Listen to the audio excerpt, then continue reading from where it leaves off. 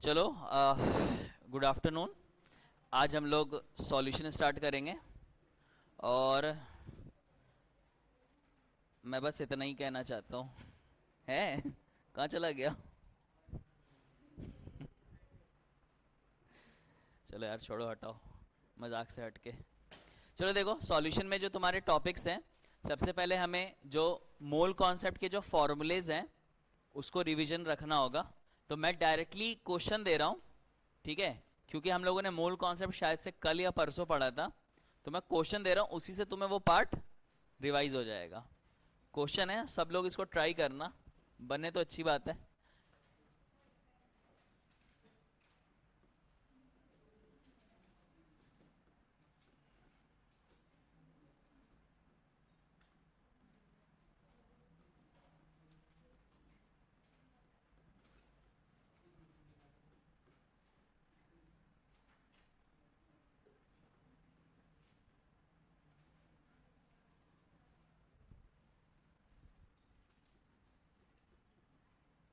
ये मेरे को सारे लोग करके बताना क्या आएगा।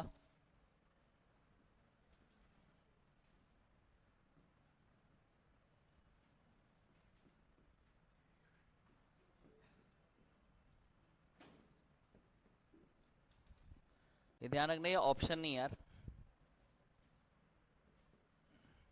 कर पाओगे क्या? 25% वेट बाय वेट NaOH को जितने भी कंसंट्रेशन टर्म है, मोलैरिटी मोलैरिटी, उसमें कन्वर्ट करना है। जैसे मैंने फर्स्ट में वेट बाय वॉल्यूम लिखा हुआ है, जरूरी नहीं कि तुम फर्स्ट ही को पहले सॉल्व करो। तुम चाहो तो सेकंड को भी कर सकते हो, थर्ड को भी कर सकते हो, डिपेंडिंग अपॉन जैसे तुम्हें लगे। करके देखो, ट्राई करके बताओ क्या आएगा। फॉर्मूला अगर पता है तो बहुत आसानी से हो जाएगा, फॉर्मूला नहीं पता तो कुछ नहीं कर सकते।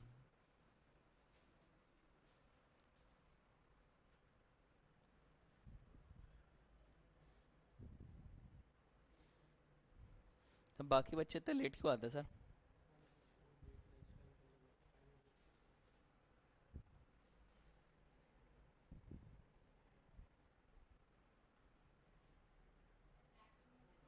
क्या? हाँ, फ्रैक्शन में आ सकता है, क्यों नहीं आ सकता? क्या बोल रहे हो? 1/6, ओके ठीक है। पहले वाले का हो सकता है, मेरे पास आंसर नहीं है। 125 डेंसिटी हो सकती है, फिर 1.25 है।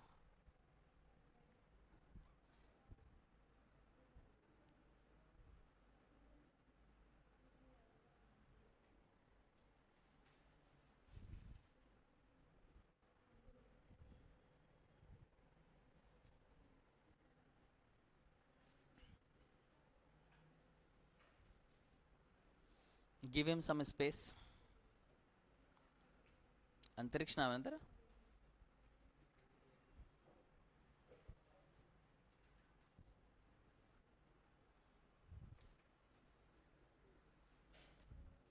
ये बस मैंने अभी फिलहाल ये दिया है, जब तक बाकी सारे बच्चे आ जाएं तब तक के लिए क्वेश्चन करो।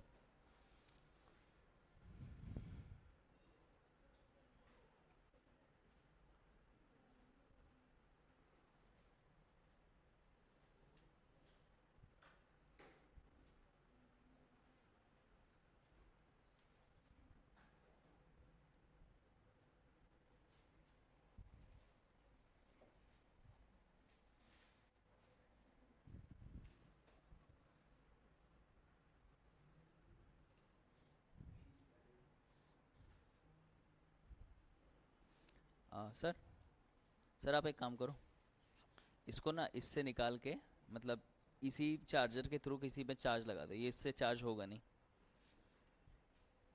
फिर जब मैं मांगूंगा तो उसी टाइम लेकर के आ जाना, ठीक है? मेरे को शायद आधे घंटे के बाद शायद ज़रूरत पड़े। ऐसे करोगे तो शायद हार्डली 5% 10% होगा, उस वाले से जल्दी हो जाएगा। पहले वाले का आया फॉर्मूला याद है? फर्स्ट वाले में क्या फॉर्मूला लगेगा? फर्स्ट वाले केस में हमें पता है कि वेट बाय वेट परसेंटेज को जब हम लोग डेंसिटी से मल्टीप्लाई करते हैं तो वेट बाय वॉल्यूम आता है ना, एक लाइन का फॉर्मूला। तो मुझे क्या दे रखा है? ये 25 दे रखा है, डेंसिटी कितनी है 1.25। अब इसको मल्टीप्लाई करोगे, ये तुम्हारा फाइनल आंसर होगा फर्स्ट वाले के लिए। कितना आया, कितना 31.2। ये हमारा वेट बाय वॉल्यूम आ गया 31.2। ओके, मोलैरिटी कैसे निकालेंगे? मोलैरिटी का मैं सीधे थर्ड पार्ट पे आ रहा हूं। जैसा कि मैंने बोला तुम आगे पीछे कर सकते हो। थर्ड पार्ट के लिए फॉर्मूला है तुम्हारा, मोलैरिटी जो होता है वो बराबर होता है weight by volume percent into 10 upon molecular weight. याद है ये लो फॉर्मूला? तो वेट बाय वॉल्यूम कितना आया 31.2 multiply by 10 whole divided by 40। 8 नहीं 7 पॉइंट समथिंग होगा। क्या 39 NaOH? किसका कम ले लिया तूने? एक। ओ नॉर्मेलिटी, उसको n फैक्टर तू ये कर रहा है। तो इसको सॉल्व करो, ये कितना आएगा 7.8। ये तुम्हारी मोलैरिटी आ गई। मोलैरिटी और नॉर्मेलिटी भी निकाल सकते हो। नॉर्मेलिटी तुम्हारा molarity into n factor same है, तो ये भी तुम्हारा 7.8 और ये भी कितना हो गया 7.8। अब तुम देखो कि तुम मोल फ्रैक्शन निकालोगे या मोलैरिटी निकालोगे, जैसा तुम्हें आसान पड़े। मैं मान लो मैं मोल फ्रैक्शन का फॉर्मूला यूज कर रहा हूं। मैंने लास्ट क्लास में आई थिंक कुछ ऐसा फॉर्मूला लिखा था मोल फ्रैक्शन का, weight by weight divided by molecular weight whole is divided by weight by weight upon molecular weight plus of 100 minus weight by weight upon molecular weight of solvent. ये सारी values को put करोगे, wait by wait कितना दे रखा है 25 by 40 कितना हो जाएगा 25 by 40 divided by 25 by 40 plus ये 75 हो जाएगा 75 बाय 18। अब इसको सॉल्व करोगे तो तुम्हारा आंसर आएगा, ये लगभग तुम्हारा 6.1 होगा ना, 6.1 और ये कितना हो जाएगा 7.2 सॉरी 4.2 के आसपास हो गए। अब इसको तुम फर्दर सॉल्व करना, फ्रैक्शन में लिख सकते हो, कोई दिक्कत नहीं है। तो ये तुम्हारा मोल फ्रैक्शन आ जाएगा। और एक बार जब तुम्हारा मोल फ्रैक्शन आ जाए तो मोल फ्रैक्शन के टर्म में तुमने एक फॉर्मूला लिखा होगा small m plus of 1000 upon MWB, उससे तुम्हारा ये पार्ट सॉल्व होकर के आ जाएगा। ध्यान रखना ये क्वेश्चन सिर्फ और सिर्फ प्रैक्टिस के पॉइंट ऑफ व्यू से मैंने दिया है कि तुम्हें सारे फॉर्मूले रिकॉल हो जाए, क्योंकि तुम लोग जब सॉल्यूशन चैप्टर पढ़ोगे तो उसमें स्टार्टिंग में ही मोलैरिटी वेट बाय वेट ये सारी चीजें दे रखी हैं। ठीक है, तो हम लोग सीधे सॉल्युबिलिटी वाला जो पार्ट है हम लोग वहां से स्टार्ट करते हैं। ठीक है, ये प्लीज ये 5-6 फॉर्मूले हैं, ये 5-6 फॉर्मूले तुम लोग को किसी भी तरीके से एनी हाउ याद रखना है, क्योंकि इससे क्वेश्चन आ सकता है। ठीक है, तो हम लोग आते हैं सीधे मेन पार्ट पे, जो कि है ये फैक्टर्स अफेक्टिंग सॉल्युबिलिटी। वो कौन से फैक्टर है जो सॉल्युबिलिटी को अफेक्ट कर सकते हैं? टेम्परेचर, प्रेशर और nature of solute, nature of solvent. तो सबसे पहले तो मैं ये लिख देता हूं nature of solute and solvent. इसमें तुम लोगों ने ये शायद से ये पढ़ा होगा लाइक डिसॉल्व्स लाइक, कि पोलर जो है पोलर सॉल्यूट वो किस में डिसॉल्व होगा? पोलर सॉल्वेंट में। नॉन पोलर सॉल्यूट डिसॉल्व होगा नॉन पोलर सॉल्वेंट में। अगर एक दूसरे को पोलर को नॉन पोलर में डिसॉल्व करने की कोशिश करोगे तो एज पर एनसीईआरटी डिसॉल्व नहीं होगा, बट मैं एक्सपेरिमेंटल तुम्हें बता दे रहा हूं, बहुत ही हल्का सा थोड़ा बहुत डिसॉल्व होता है, डिसोल्यूशन होता है, बट ना के बराबर ऑलमोस्ट। ठीक है, दूसरा जो है वो है तुम्हारा टेम्परेचर। अब टेम्परेचर का क्या केस है कि मान लो तुमने पानी में, पानी का एग्जांपल ले रहा हूं, ठीक है, मान लो तुमने पानी में तुमने कैल्शियम ऑक्साइड बेसिकली डाला, जो बेसिकली चूना होता है। तो किसी ने देखा है कि जब तुम लोग पानी में जब तुम लोग जब व्हाइट वॉशिंग करते हैं और जब लोग डालते हैं क्विक लाइम, तो वो पानी क्या हो जाता है, गर्म होता है ठंडा होता है, गर्म हो जाता है ना। यानी कि अगर तुम्हारा हीट ऑफ डिसोल्यूशन, ठीक है, अगर ये तुम्हारा एक्सोथर्मिक रिएक्शन है, मतलब पानी में डालने के बाद वो ऑलरेडी हीट रिलीज कर रहा है, तो उस केस में क्या होगा, टेम्परेचर इनवर्सली प्रोपोर्शनल होगा सॉल्युबिलिटी के। मतलब गर्म पानी में जो तुम्हारा क्विक लाइम है वो उतना जल्दी डिसॉल्व नहीं होगा एज कंपेयर टू ठंडे पानी में, ठीक है। और अगर तुम्हारा हीट ऑफ डिसोल्यूशन ये ग्रेटर देन जीरो है, मतलब एंडोथर्मिक, जैसे नमक हो गया या चीनी हो गई, मतलब उस केस में तुम्हें पानी जो है वो तो धीरे धीरे ठंडा होना चालू हो जाता है, तो उसमें जितना तुम गर्म करोगे उतना तेजी से डिसॉल्व होगा, तो उस केस में क्या हो जाएगा, temperature is directly proportional to solubility. इसमें कोई डाउट? वैसे ही जो चैप्टर है तुम्हारा सॉल्यूशन, उसमें तुम्हें ना तो नेचर ऑफ सॉल्यूट सॉल्वेंट पे ज्यादा डिस्कशन किया गया है, ना ही टेम्परेचर का केस ज्यादा डिस्कशन किया गया है। जो केस सबसे ज्यादा डिस्कस्ड है वो है ये वाला, प्रेशर, कि प्रेशर जो है वो हमेशा और हमेशा डायरेक्टली प्रोपोर्शनल होगा, और इसी के ऊपर तुम्हारे सारे लॉज हैं।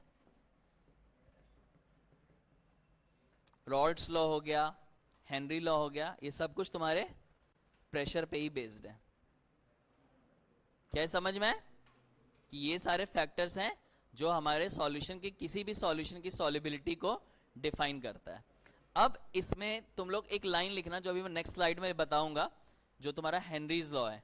हेनरीज लॉ किस चीज के लिए होता है, किसी को याद है? अभी अभी तुम लोग 12 देख करके आओ।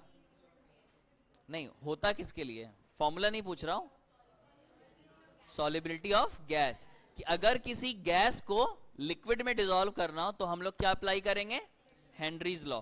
और अगर किसी लिक्विड को या किसी सॉलिड को किसी लिक्विड में डिसॉल्व करना है तब हम लोग रॉल्ट्स लॉ अप्लाई करेंगे। यानी कि हेनरी लॉ जो है वो एक्सक्लूसिवली किसके लिए है, गैसेस के लिए, बाकी सभी कंपोनेंट के लिए तुम्हारा रॉल्ट लॉ आएगा। अरे हेनरी लॉ नहीं बाबा, ठीक है। तो अभी हम लोग फिलहाल हेनरी लॉ पढ़ेंगे। अब हेनरी लॉ में एक चीज ध्यान रखना, चाहे तुम्हारा जो लिक्विड है, क्या हुआ,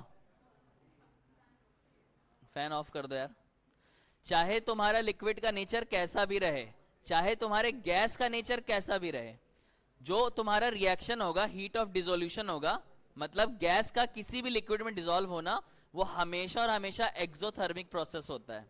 ये चीज याद रखना।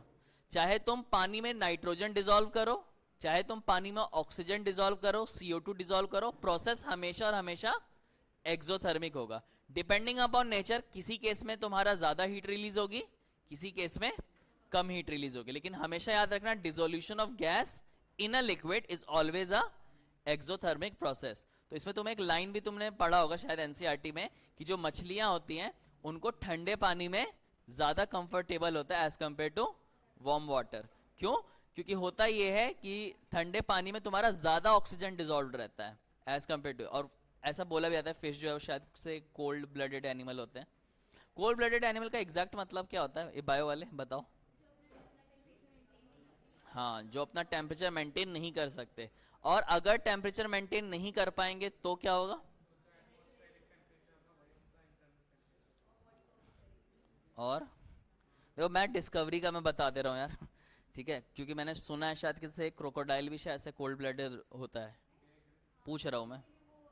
तो बेसिकली जो भी चीजें तुम्हारी कोल्ड ब्लडेड होती है ना, अगर उनका टेम्परेचर मेंटेन नहीं रहा तो उनको ना सब कुछ धुंधला धुंधला दिखाई देता है। हाँ, मतलब चश्मा उतार दूं अगर मैं, तो मुझे बस एक, क्या बोलते हैं, ऑरेंज कलर की एक इमेज बस दिखाई देगी, ठीक है, काले काले कुछ बाल वाल टाइप पता चलेंगे। तो जब तुम्हारा जो क्रोकोडाइल हो या फिश हो, जब वो हॉन्ट पे निकलते हैं शिकार के लिए, अगर टेम्परेचर ऑप्टिमम नहीं रहता है उनका, तो उनको साफ दिखेगा ही नहीं, तो उनको बहुत देर तक एक जगह पे स्थिर रहना पड़ता है, ज्यादा हिलना डुलना नहीं पड़ता है, ताकि उनकी विजन वापस आ जाए और वो उस पर्टिकुलर टाइम पे वो शिकार कर ले, और अगर शिकार आगे भाग गया फिर से उनको सब कुछ धुंधला दिखाई देगा। मतलब वो मछली जो है वो ऐसे बोलेगी, माँ मुझे कुछ दिखाई नहीं दे रहा है माँ। हाँ, ये ऐसा मैंने डिस्कवरी में एक डॉक्यूमेंट्री आई थी लाइव करके, उसमें मैंने देखा था। हाँ बोल।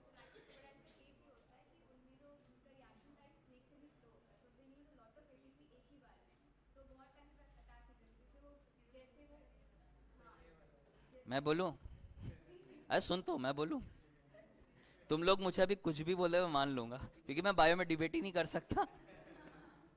मुझे जो पता था वो मैंने बता दिया।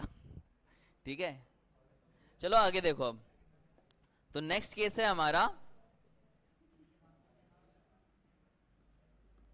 Henry's law. हेनरीज लॉ क्या है? हेनरीज लॉ है तुम्हारा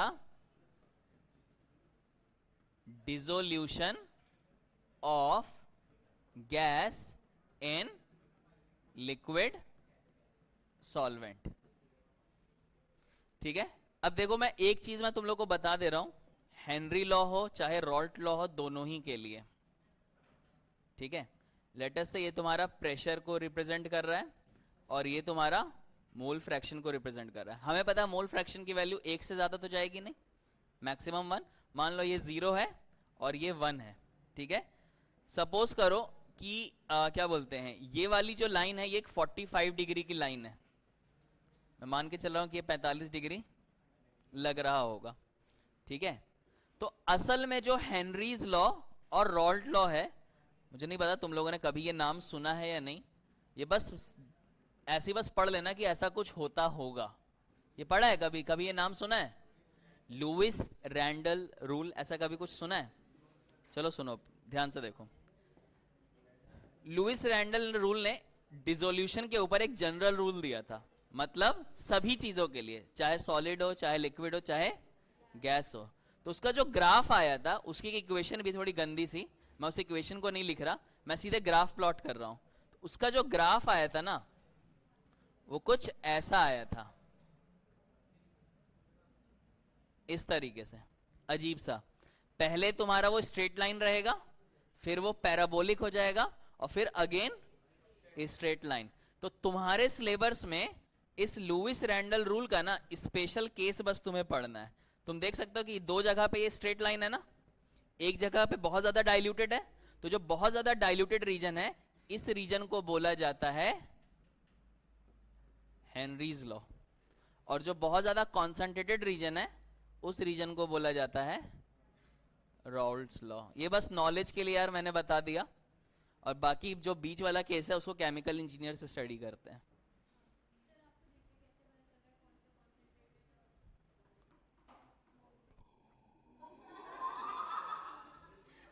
दीदी यहाँ पे 0 के काफी क्लोज है ना, तो इसको डाइल्यूट बोलेंगे। बुरा मत मानना, मुझे मुझे पता है तुम्हें बहुत ज्यादा गुस्सा आ जाता है। ठीक है, तुम्हारे ऊपर 2-3 क्राइम के केसेस भी हैं। ठीक है, नहीं है ऐसा। एक बार इसका स्कूल में कुछ लड़ाई वड़ाई हो गई थी, इसने सीधे टीचर को बैग वैग फेंक के मार दो। अच्छा नहीं बताना था। और यहाँ पे मोल फ्रैक्शन कितना है? 1 है ना, मतलब काफी ज्यादा अमाउंट होगा सॉल्यूट का। आए समझ?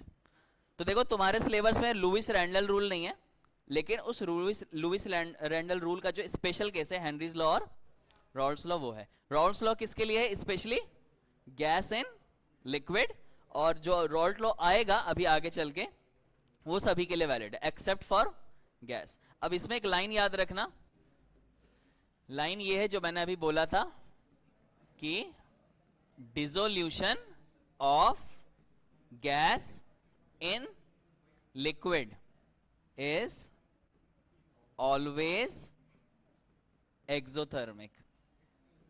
हाँ, ये ग्राफ के लिए मेरे को इक्वेशन बनानी पड़ेगी। हाँ, और इक्वेशन जो है उस इक्वेशन का नाम मार्गुलिस इक्वेशन है, जो खुद ln x स्क्वायर कुछ ऐसे करके आता है, इसलिए मैं उसको लिख नहीं रहा।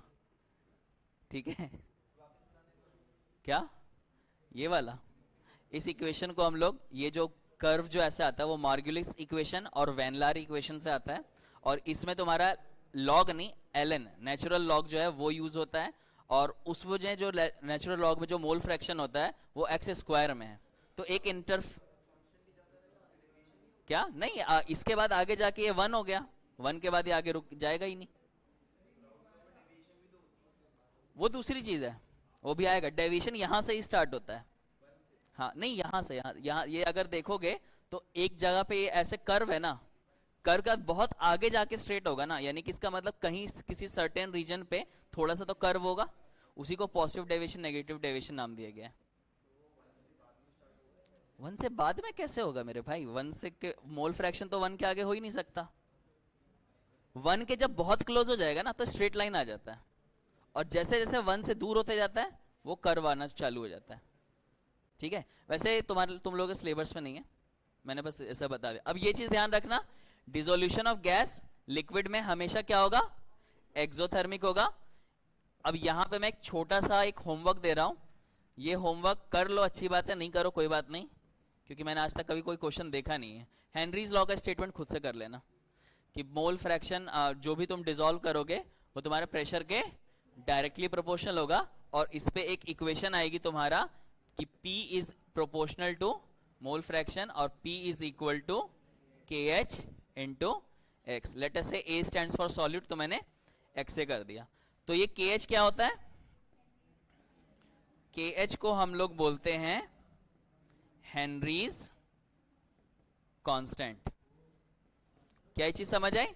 अब तुम्हें कई बार ऐसा भी हो सकता है दो तीन गैसेस का तुम्हें KH की वैल्यू दे दे, ठीक है, कि ऑक्सीजन का KH दे दिया, CO2 का KH दे दिया, और पूछे कि बताओ कौन डिसॉल्व होगा। ठीक है, तो अगर मान लो हेनरी कांस्टेंट नहीं दिया है, मुझे जहां तक ध्यान है 2 दिन के बाद तुम्हारा स्टेट्स ऑफ मैटर की क्लास होगी, तो अगर जितना ज्यादा पोलर गैस होगा या जितना ज्यादा उसके अंदर टेंडेंसी है हाइड्रोजन बॉन्ड बनाने की, वो उतना ज्यादा सॉल्युबल होगा पानी में, क्योंकि पानी में भी हाइड्रोजन बॉन्ड होता है। लेकिन अगर वो गैस पोलर है ही नहीं, लेट अस से नाइट्रोजन है और क्लोरीन है, तो उस चीजों को हम लोग हेनरीज कांस्टेंट की वैल्यू से ही हम लोग डिटरमाइन कर पाते हैं। अब हेनरीज कांस्टेंट एग्जैक्टली क्या बताता है वो मैं बताता हूं। यहां तक सबको सारा समझ में आया? बोलो। अब देखो, आए है,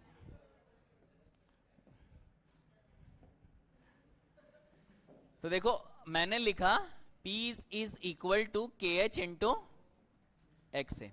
अब मुझे थोड़ा सा एक बात बताओ, ये प्रेशर तो सबका कांस्टेंट ही आएगा हर एक गैस का। मुझे लेटर से मैंने फिक्स कर दिया कि मेरे को हर गैस को 5 atm के प्रेशर पे रखना है। मान लो मैंने प्रेशर फिक्स कर दिया कि लेटर से CO2 को मैंने डिसॉल्व किया तो CO2 भी 5 atm का प्रेशर एक्सर्ट कर रहा है, हाइड्रोजन भी 5 atm एक्सर्ट कर रहा है, एंड सो ऑन। एक वैल्यू मैंने फिक्स कर दी। अब मुझे एक बात बताओ, अगर मैं हेनरीज कांस्टेंट को बढ़ाते जाऊंगा तो ये x से क्या होते जाएगा? कम होते जाएगा ना, यानी कि, और अगर x से कम हो गया इसका मतलब अमाउंट ऑफ गैस जो डिसॉल्व है वो कम हो गया। तो यानी कि मैं यहां से एक कंक्लूजन निकाल सकता हूं कि हेनरीज कांस्टेंट की जो वैल्यू है वो सॉल्युबिलिटी के इनवर्सली प्रोपोर्शनल है। मतलब मान लो मेरे पास कुछ गैसेस हैं, लेट अस से एक मान लो मेरे पास ऑक्सीजन है, एक हाइड्रोजन है, एक CO2 है। इन तीनों का मान लो हेनरीज कांस्टेंट, इसका मान लो 20 है, इसका मान लो 35 है, और इसका मान लो 12 है किलो बार। और मुझे जानना है कि बताओ इनमें से कौन सी गैस सबसे ज्यादा सॉल्युबल होगी। तो ऑब्वियसली मैंने क्या बोला कि जिसका हेनरीज कांस्टेंट जितना ज्यादा होगा वो उतना कम सॉल्युबल होगा। तो सॉल्युबिलिटी ऑर्डर इस पर्टिकुलर केस में क्या आ जाएगा? CO2 का सबसे ज्यादा, उसके बाद फिर ऑक्सीजन, और सबसे कम तुम्हारा हाइड्रोजन। क्या इसमें कोई डाउट है? ठीक है, अगर बाय चांस तुम्हें इस पे न्यूमेरिकल आए, ठीक है, तो अगर तुम लोग यहां पे देखो, मैंने ये वाला ग्राफ मैंने बनाया था, तो ये ग्राफ तुम्हारा बहुत ही डाइल्यूटेड रीजन में है ना। यही वजह है कि जब तुम लोग हेनरीज कांस्टेंट पे अगर कभी तुम लोगों ने न्यूमेरिकल सॉल्व किया होगा तो इस चीज को तुम लोगों ने ना ऐसे करके लिखा होगा, KH उसके बाद Na/NB किया होगा।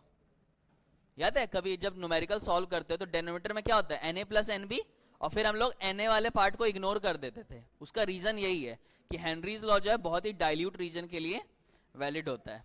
ठीक है, हालांकि तुम्हें जो न्यूमेरिकल आएगा या तो वो रॉल्स लॉ से देगा या फिर वो जो प्रॉपर जो कॉलिगेटिव प्रॉपर्टी है वहां से देगा। यहां से अगर तुमसे क्वेश्चन पूछेगा तो या तो वो सॉल्युबिलिटी से रिलेटेड क्वेश्चन पूछेगा या फिर हेनरीज लॉ का एप्लीकेशन पूछेगा।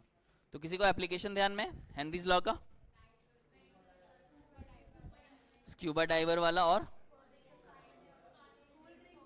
कोल्ड ड्रिंक्स वाला, और 3 है मेरे ख्याल से, मुझे जहां तक ध्यान है। एक, हाँ, ऑक्सीजन लेवल कम हो जाता है, आए है बार बार। ठीक है, तो देखो 3 एप्लीकेशन है इसके, हेनरीज लॉ के।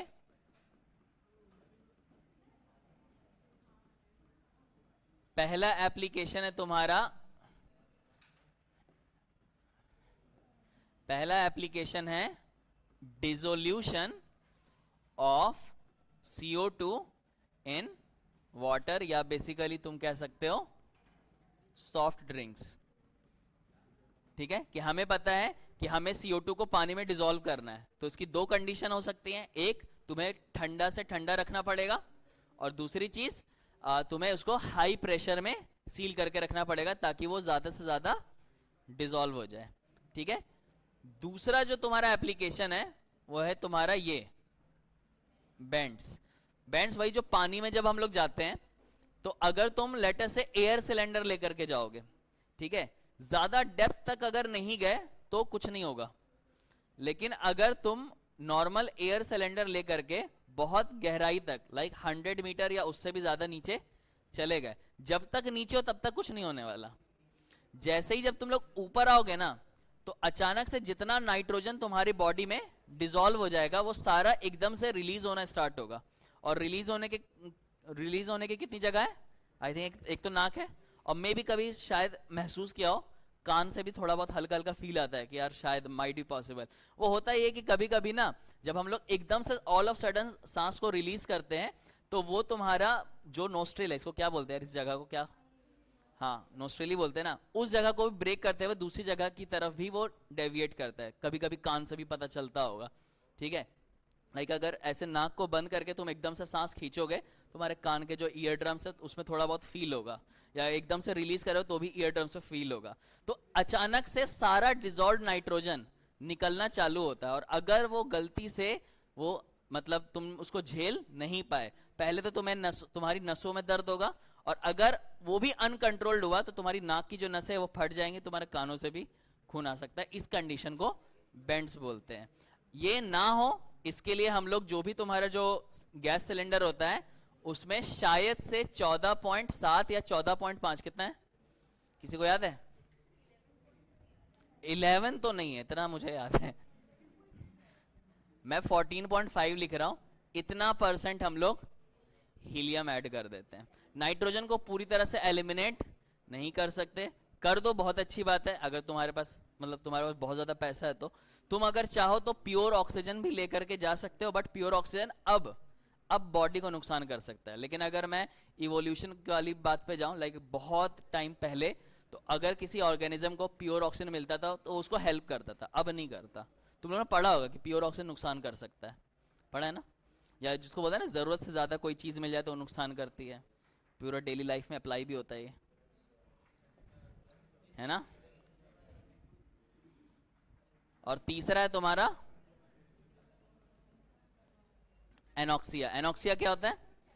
वही जो हाई ऑल्टीट्यूड में होते जब जाओगे, ठीक है, लेटर से तुम लोग बाइक वाइक चलाते चलाते लेह लद्दाख तक पहुंच गए, ठीक है, और जब वहां पे बाइक बहुत देर तक तुम लोग चलाओगे तो तुम्हारी बॉडी में उतना ऑक्सीजन तो जा नहीं रहा है जितना जाना चाहिए, तो तुम्हारी बॉडी में धीरे धीरे ऑक्सीजन की डेफिशिएंसी स्टार्ट हो जाएगी। तुम्हें उतना रियलाइज नहीं होगा, बट तुम्हें इतना समझ में आ जाएगा अब थोड़ा चक्कर आ रहा है या तुम सोच नहीं पा रहे हो वगैरह वगैरह। अब तुम्हें दिखेगा कि आगे खाई है, गाड़ी मोड़नी है, तो जब तक तुम्हारा दिमाग सिग्नल देगा हाथ को कि हाँ भाई मोड़ ले, तब तक तुम नीचे चले जाओगे। ठीक है, तो ये एनॉक्सिया बेसिकली होता है। हाँ 11.4 है, ले मेरा क्या जा रहा है, ठीक है कोई बात नहीं। देखो जितना भी हो एनसीईआरटी में जो तुम्हें डेटा दे रखा होगा तुम्हें उसको अपना तकिया कलाम बनाना है, उसको पूरा याद रखना है, ठीक है? यहां तक कोई डाउट? इसमें एक पार्ट मैंने मिस कर दिया, ये प्लीज मुझे बताओ, limitation of Henry's law. Henry's law किन किन कंडीशन पे वैलिड है या कहां पे वो वॉयलेट हो जाएगा? तो सबसे पहले ओनली एप्लीकेबल, ये कब एप्लीकेबल होगा? Only applicable for very very dilute solution. ये समझ आया? वेरी मतलब बहुत ज्यादा डाइल्यूट सॉल्यूशन होगा उसके लिए वैलिड होगा। दूसरी condition, pressure should not be very high, हद से ज्यादा प्रेशर भी नहीं होना चाहिए, वरना जिस बॉटल में तुम CO2 को डिसॉल्व कर रहे हो उसको फाड़ देगा, ठीक है, और कोई सॉलिबिलिटी की बात ही नहीं आ पाएगी फिर। तीसरी कंडीशन क्या है जब तुम्हारा हेनरी लॉ फेल हो जाएगा? Temperature should not be very low. Temperature बहुत, हमें पता है कि जितना कम टेम्परेचर करोगे गैस उतनी ज्यादा डिसॉल्व होगी। अब पता चला तुम टेम्परेचर ने इतना कम कर दिया कि जिस लिक्विड में डिसॉल्व कर रहे हो वही बर्फ बन गया, तो उस केस में भी तुम्हारा हेनरी लॉ वॉयलेट हो जाएगा। और चौथी जो बहुत ही इंपॉर्टेंट है कि जिस भी चीज को, ये फोर्थ है यार, ये पहला, दूसरा, तीसरा और ये चौथा ये है कि जिस गैस को तुम डिसॉल्व कर रहे हो जिस भी लिक्विड में, उसको उससे केमिकली रिएक्शन नहीं करना चाहिए।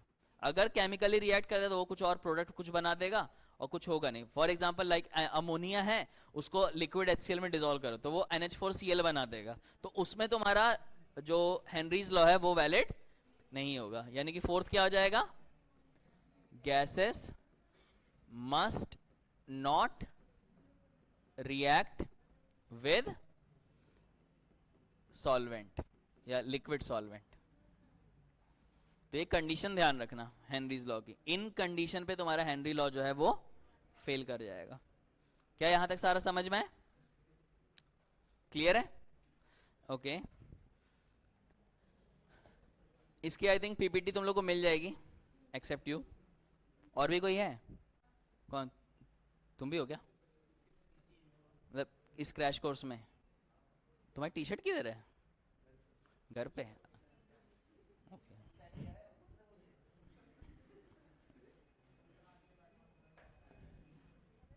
चलो इधर देखो, नेक्स्ट लॉ है हमारा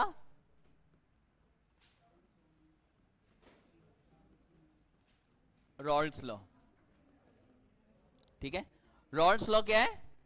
चाहे लिक्विड हो चाहे तुम्हारा सॉलिड हो, सभी की सॉलिबिलिटी को रॉल्ड्स लॉ डील करता है।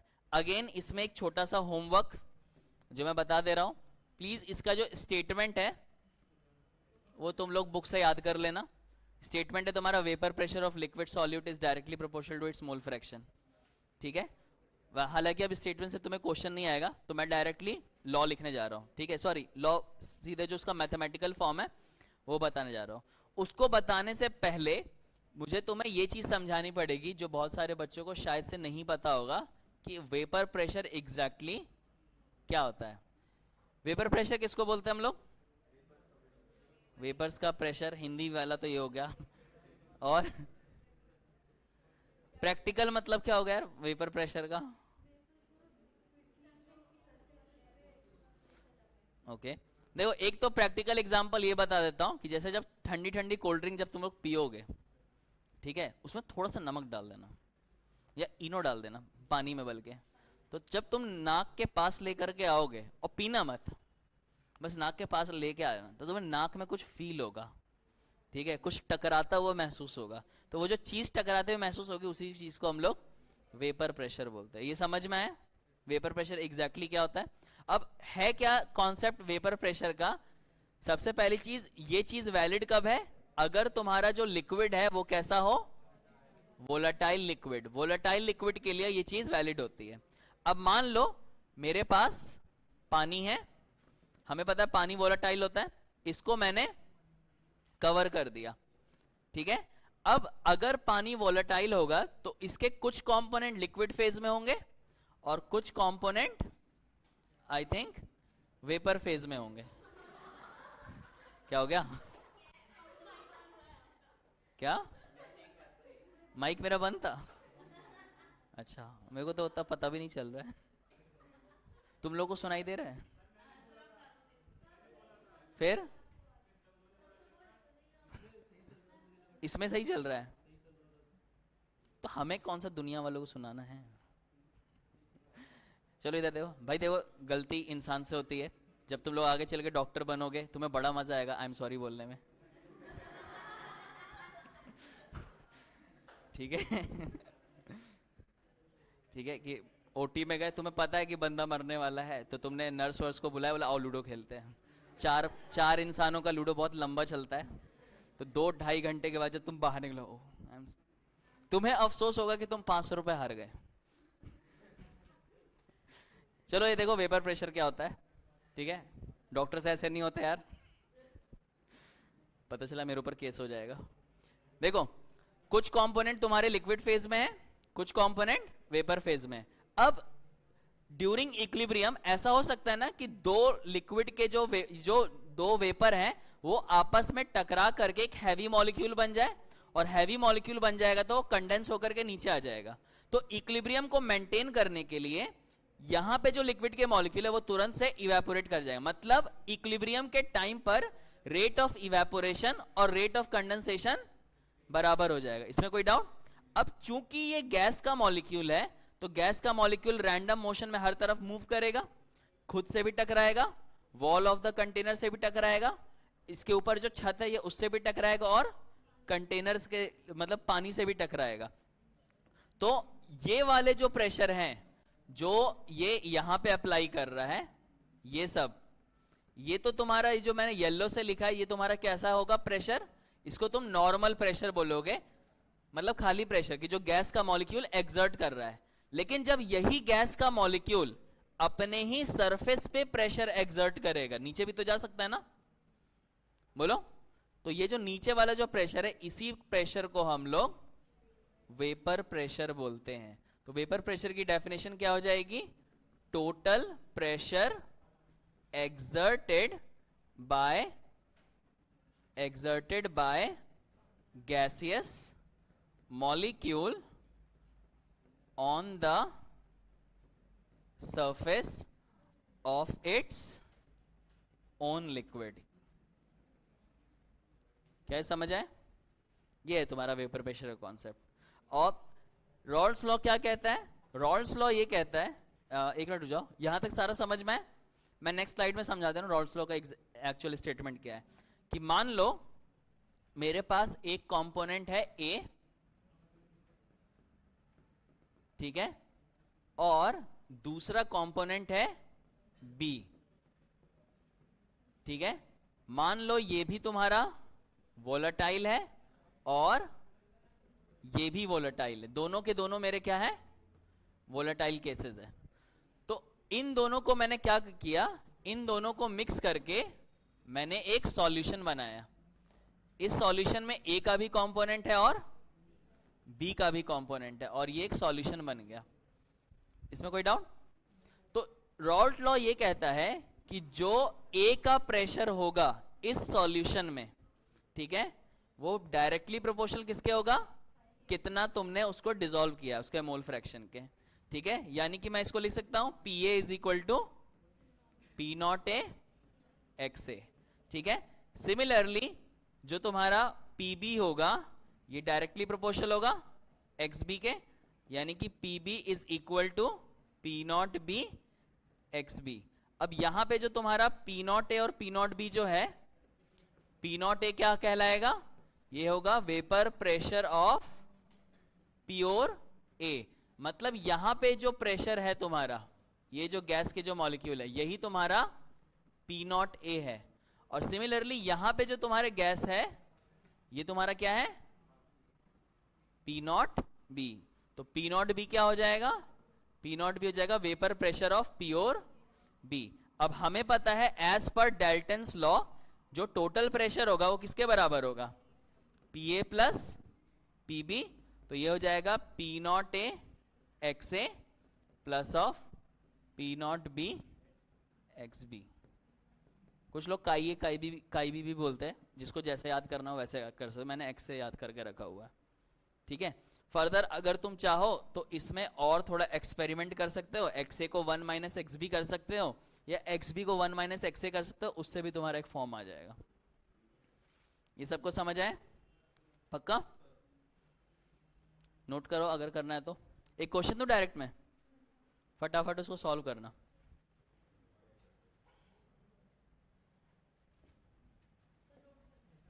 ये ले ले जल्दी से। क्या हुआ?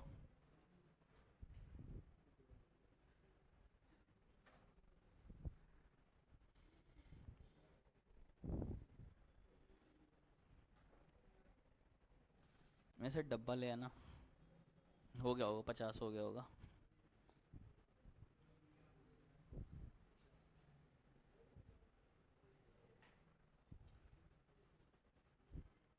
कितना हुआ? 55 ले आओ।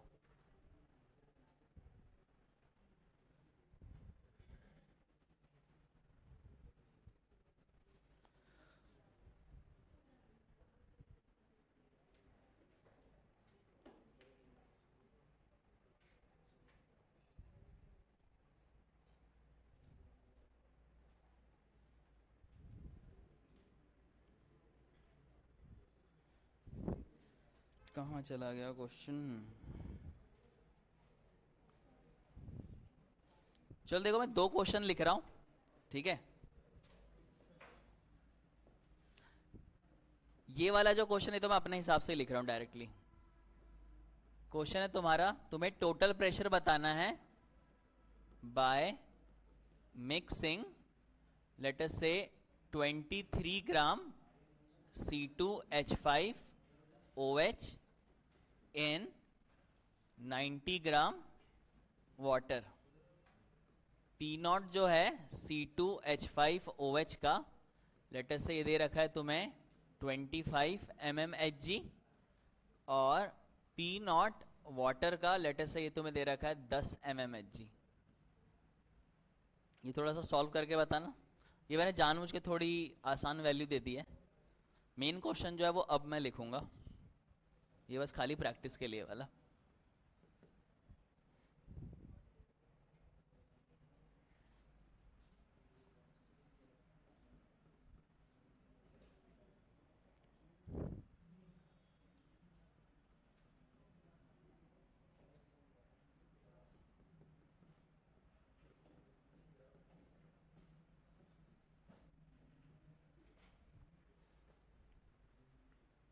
इसको ट्राई करो।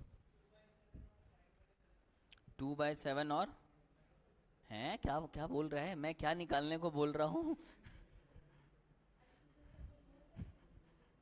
मैं टोटल प्रेशर निकालने को बोल रहा हूं मेरे भाई।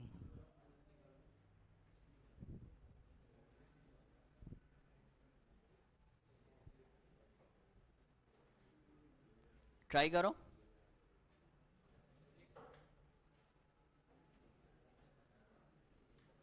और थोड़ा कैलकुलेशन फास्ट रखना।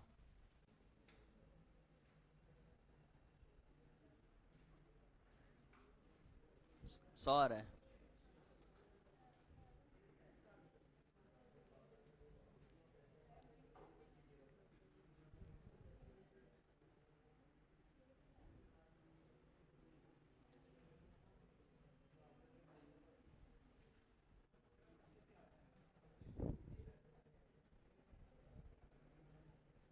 पीछे है किसी का? बता कितना? 25 तो शायद यही है। 25 से तो ज्यादा ही होगा। कोई बात नहीं। तू पीछे क्यों चला? उसको छेड़ते चला गया है। आगे आ जाओ, नहा के आयो मैं। कोई बात नहीं, आगे ही आ जा।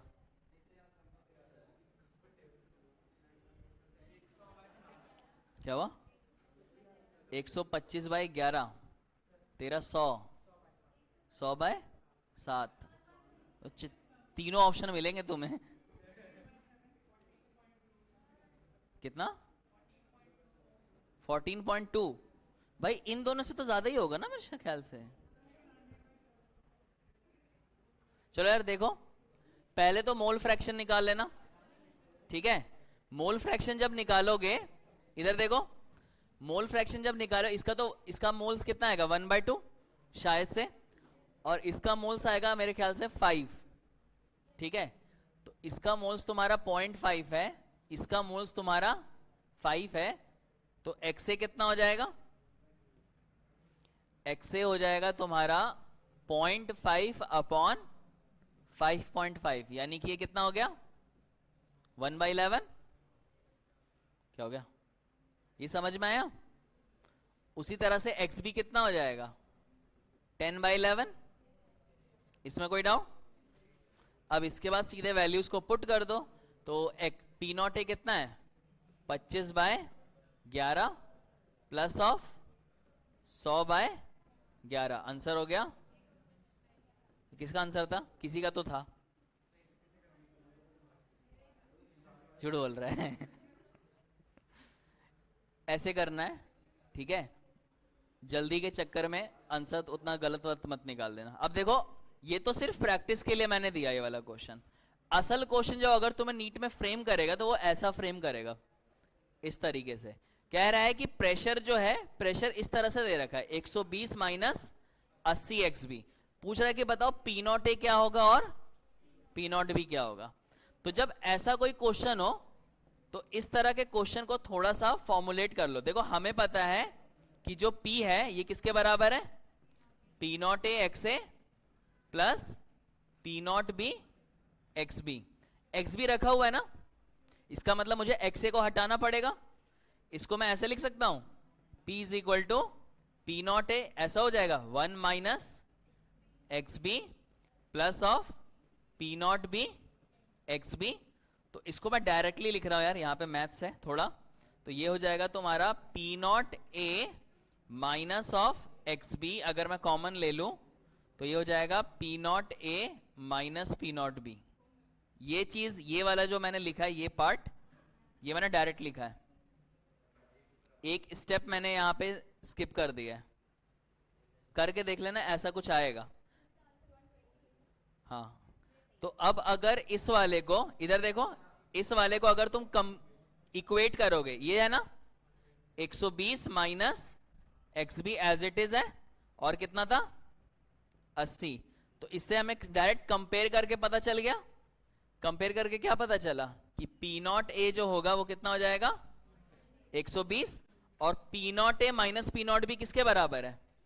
80 के बराबर। तो P0A माइनस P0B ये 80 के बराबर है।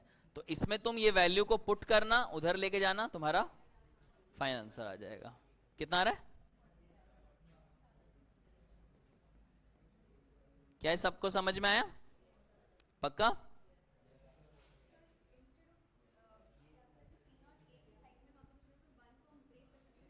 हाँ, मैं वही तुम्हें बोल रहा हूं, इसको एक्सपेंड करके कॉमन लेके करोगे, ऐसा आएगा। यहाँ पे मैंने एक स्टेप थोड़ा सा स्किप कर दिया। यहां तक सबको समझ में आया? ओके।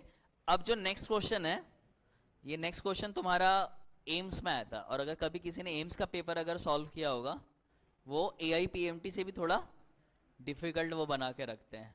तो ये ट्राई करो इस क्वेश्चन को, ठीक है?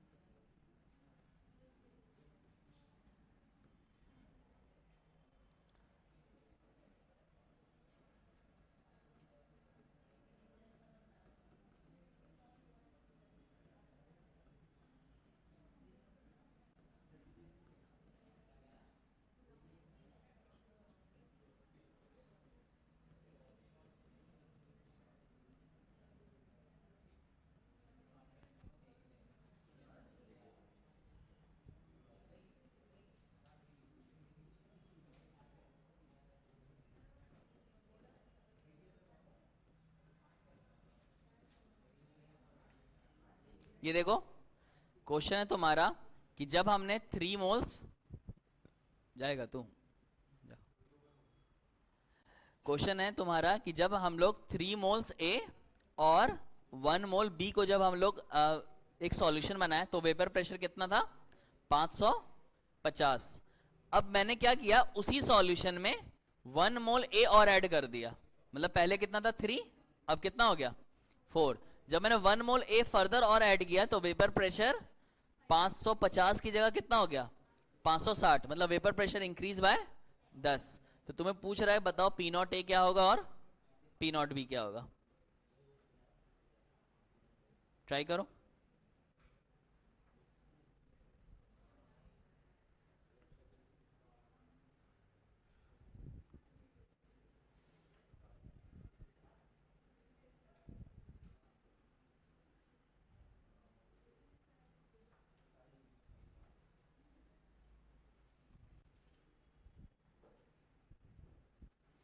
क्या हो गया, तू इतना गुमसुम क्यों है? हैं? परेशान है क्या कि सैम करन की लास्ट ओवर में जीत नहीं पाए? ये देखिए हंस रहा है, तो आईपीएल देखता है हैं? पढ़ाई पे ध्यान दे। क्या 10? इतना तो नहीं आएगा यार।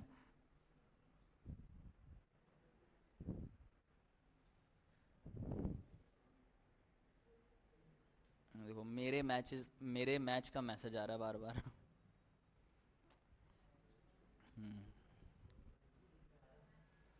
हाँ मैं भी मैच खेलता हूँ। हम लोग अब बेसिकली रमज़ान चल रहे हैं तो अब नाइट मैच होता है हम लोग का। नाइट मैच मतलब 11:30 बजे स्टार्ट होता है वो। क्या? सेक्टर 135। आ जाते हैं। इतना मैंने काउंट नहीं, मैं बहुत टाइम से खेल रहा हूँ मेरे भाई। क्या? 50-50 रहता है, लाइक कभी हारते कभी जीतते हैं। क्या? नहीं मतलब हम लोग का एक प्रॉपर लाइक लेदर से मैच होता है वो नाइट मैच, वो हम लोग खेलते हैं। और टूर्नामेंट वो भी होते रहता है। बैटिंग नहीं करता मैं।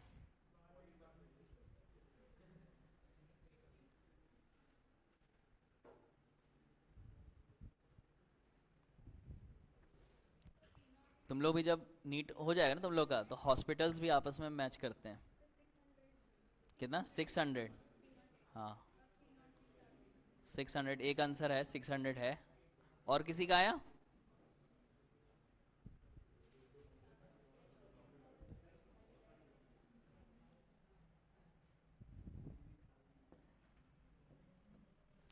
चलो ये देखो, सबसे पहले तुम्हें क्या करना पड़ेगा, फॉर्मूला क्या है, p not a x a plus p not be x b. इसका मतलब तुम्हें एक्स ए और एक्स बी पहले निकालना पड़ेगा, क्योंकि हमें तो मोल्स दे रखा है।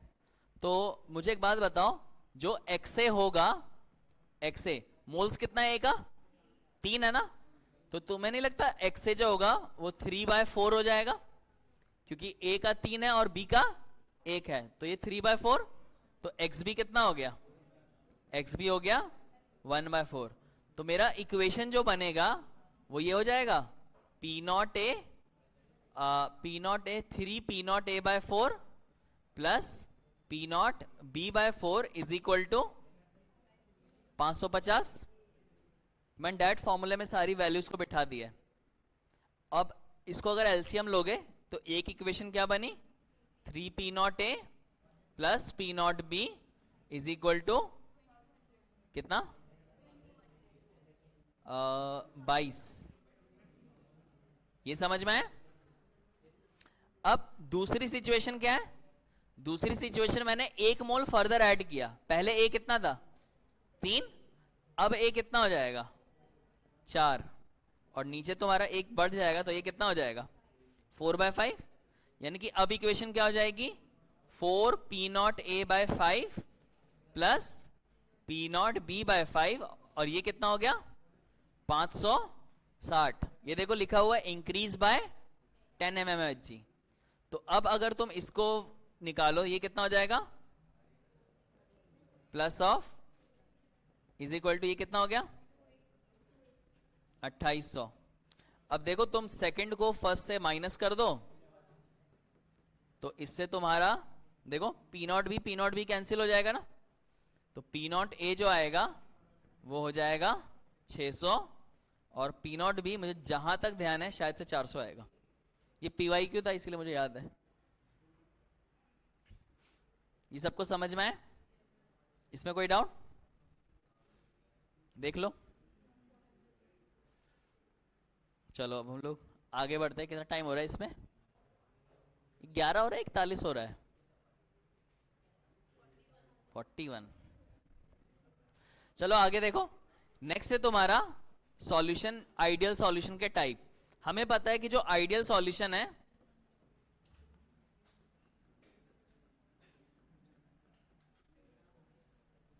आइडियल सॉल्यूशन और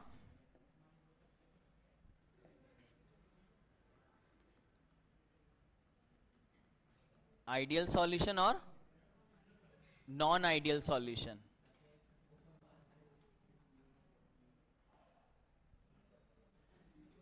और तुम लोगों को ध्यान होगा कि जो नॉन आइडियल सॉल्यूशन है वो भी तुम्हारे दो तरह के होते हैं। एक होता है जो पॉजिटिव डेविएशन शो करेगा और एक वो जो नेगेटिव डेविएशन शो करेगा। ठीक है, आइडियल सॉल्यूशन का मतलब जो रॉल्ट लॉ को फॉलो करे। तो आइडियल सॉल्यूशन में तुम्हारा ये क्या हो जाएगा?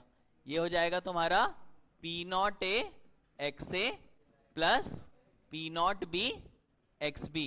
यही तुम्हारा टोटल प्रेशर के बराबर होगा। इस केस में जो टोटल प्रेशर होगा वो ज्यादा आएगा, इस केस में जो टोटल प्रेशर होगा वो कम आएगा। बाकी इधर वो पूरा वो साइन है।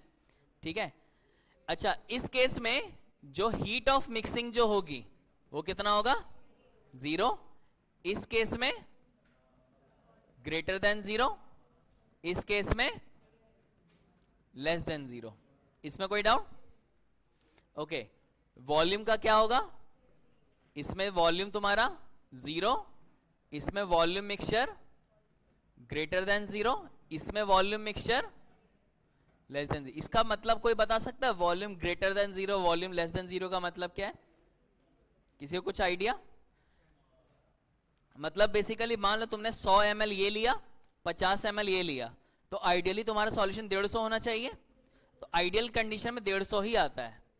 लेकिन अगर तुमने मिलाया और वो 150 की जगह लेटर से 180 आ गया, लाइक फोम वोम बन गया, तुम्हारा झाग वाग बन गया कुछ वैसा, मतलब उसमें तुम्हारा वॉल्यूम थोड़ा ज्यादा आ गया ना, तो वो तुम्हारा ग्रेटर देन 0 में आएगा। और अगर और कम हो गया, तुमने सोचा कि 150 आना चाहिए बट 110 या 120 ही आ रहा है, वो तुम्हारा इसमें, मतलब एक प्रैक्टिकल, मतलब एग्जैक्टली क्या बोलते हैं, आइडियल सॉल्यूशन का एग्जांपल नहीं है बट इससे रिलेट कर सकते हो कि लाइक कोल्ड ड्रिंक है, कोल्ड ड्रिंक में तुमने थोड़ा सा नमक डाल दिया तो एकदम से वॉल्यूम बढ़ जाता है। और अगर दूध है, दूध में तुमने थोड़ा बहुत नींबू डाल दिया, एकदम से उसका वॉल्यूम कम हो जाता है। तो वैसे तुम लोग रिलेट कर सकते हो। इसमें कोई डाउट है? अच्छा, ये एजियोट्रॉप बनाता है क्या? Do not form azeotrope. ये कैसा बनाएगा? ये बनाएगा मिनिमम बॉइलिंग एजियोट्रॉप। और ये क्या बनाएगा? Maximum boiling azeotrope. इसका मतलब क्या है एजियोट्रॉप का? ऐसा मिक्सचर जो डिस्टिलेशन से भी सेपरेट ना हो पाए। फॉर एग्जाम्पल अगर मैं इसका एक एग्जाम्पल बताता हूं, जैसे वाटर और अल्कोहल है, वाटर और अल्कोहल जो है वो इस कैटेगरी में आएगा। अब मिनिमम बॉइलिंग एजियोट्रॉप का मतलब क्या होता है वो देखो। वाटर कितने पे बॉइल होता है? 100 पे। अल्कोहल जो है वो 78 पे बॉइल होता है। तो तुमने ये सोचा, जब तुम उसको सेपरेट करने की कोशिश कर रहे थे, तुमने ये सोचा कि जब 78 आएगा तो सारा अल्कोहल इवेपोरेट हो जाएगा। लेकिन अगर वो कंसंट्रेशन एजियोट्रॉपिक हुई ना, तो इससे पहले टेम्परेचर 78 अप्रोच करे, पूरा का पूरा सॉल्यूशन जो है वो 70 पे ही इवेपोरेट कर जाएगा एकदम से, 1 सेकंड के अंदर। मतलब वो सेपरेट ही नहीं हो पाएगा।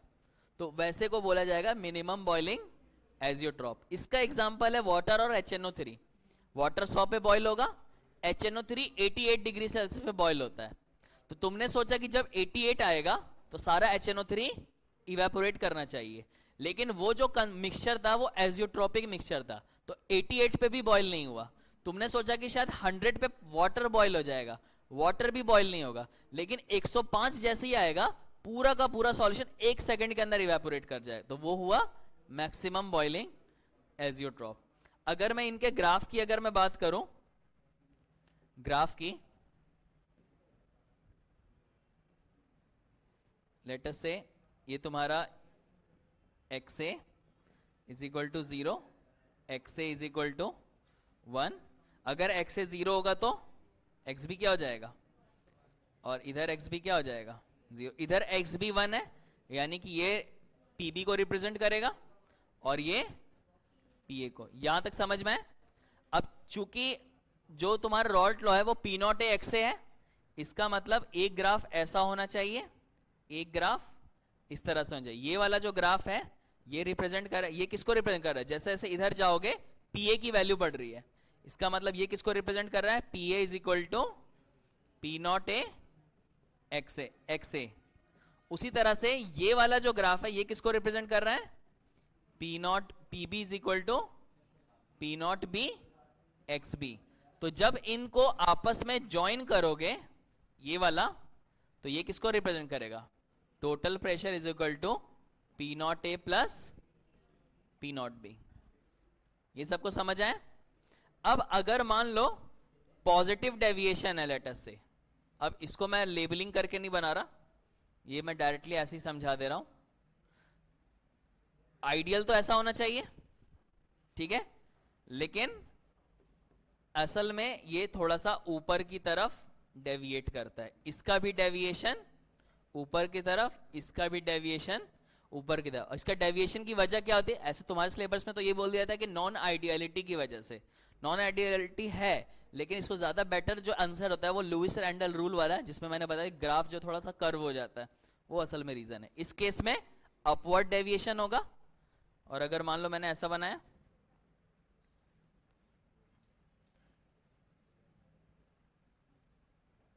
तो इस केस में डाउनवर्ड।